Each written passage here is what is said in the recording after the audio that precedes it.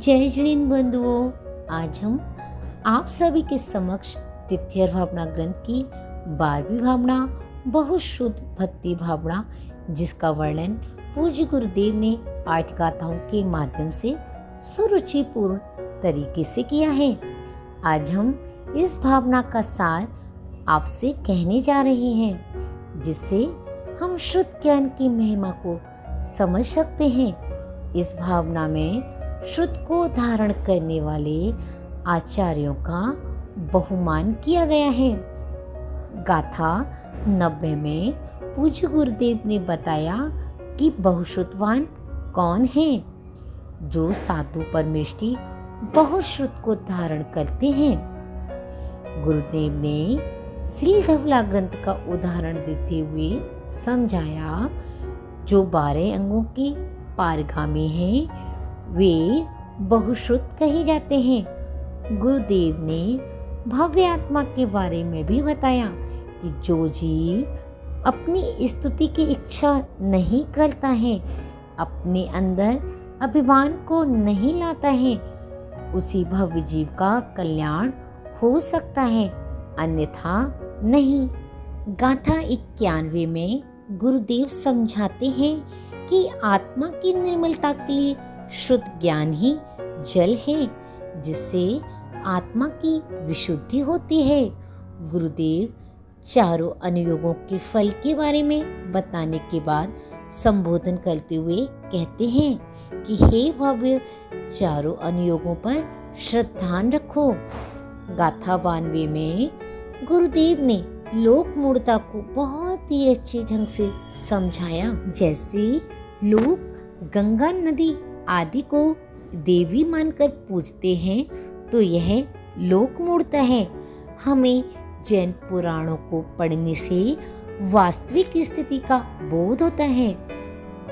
गाथा 93 में गुरुदेव ने शुद्ध ज्ञान धारण करने वाले महामुनियों का बहुत ही अच्छे ढंग से वर्णन करके हमें बताया कि विनय सहित जो मुनि गुरु के पास रहकर शुद्ध ज्ञान को धारण करता है, उनका ज्ञान ही पवित्र ज्ञान है। इस गाथा का रहस्य खोलते हुए हमें गुरु के महत्व के बारे में भी समझाया कि शास्त्र ज्ञान से बढ़कर गुरु के अभिप्राय को समझना।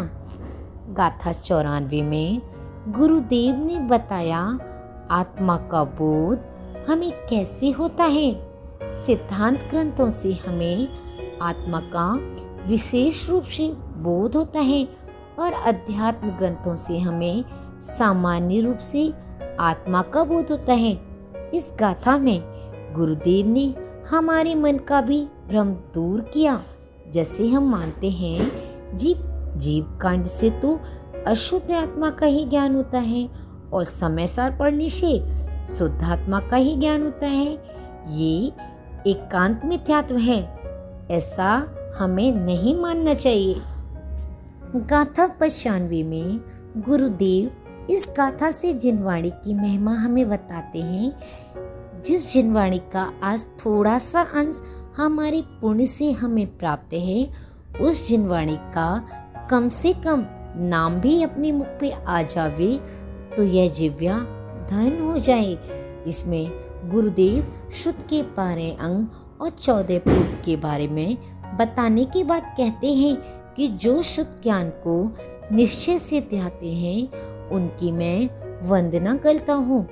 गाथा 96 में गुरुदेव हमें निश्चय और व्यवहार न्याय के बारे में बताते हुए कहते हैं कि शुद्ध आत्मा को जब जानना होता है, तब निश्चय न्याय को साधन बनाया जाता है, और जब आत्मा को गुण स्थान मार्गणा के द्वारा जानते हैं, तो व्यवहार न्याय को साधन बनाया जाता है। इस गाथा को समझाने के लिए गुरुदेव ने बताया कि आचार्य कुंद कुंदेव समय सार में कहते हैं कि जब आत्मा समय सारमय होता है, तब वह दोनों नयों के विकल्पों से मुक्त होता है। इस भावना का उपसंहार करते हुए गाथा 97 में द्रव्य केवली और भाव शुद्ध केवली का वर्णन करने के बाद इस भावना को पूर्ण करते हुए गुरुदेव कहते हैं कि उन भावशुद्ध केवली को मेरा नमस्कार हो जिन्होंने जिन शासन का सार देख लिया। तो चलिए बंधुओं, इस भावना के माध्यम से हम सब जगत के सभी शुद्धधारी आत्मा को नमस्कार करते हैं, जिनसे हमें तीर्थंकर प्रकृति का बंद कराने वाली बहुशुद्धि भक्ति भावना का ज्ञान प्राप्त हुआ। ऐसे मुंशी प्रणम्य सागर जी महाराज की जय हो। आगे भी हमारे साथ बने रहिए। जय श्री